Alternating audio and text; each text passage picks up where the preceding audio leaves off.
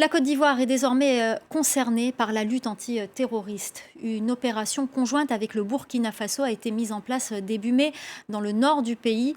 L'objectif étant de déloger les terroristes du territoire ivoirien. La Côte d'Ivoire avait été touchée en plein cœur en mars 2016 lors de l'attaque de la ville historique de Grand Bassam, près d'Abidjan. La correspondance de Thaïs Brook, notre correspondant.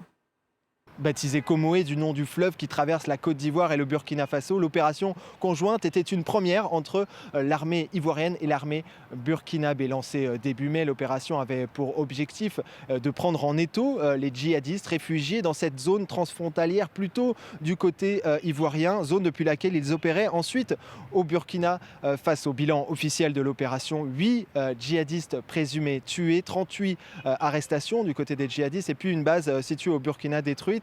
Et enfin, un militaire burkinabé a été blessé lui aussi.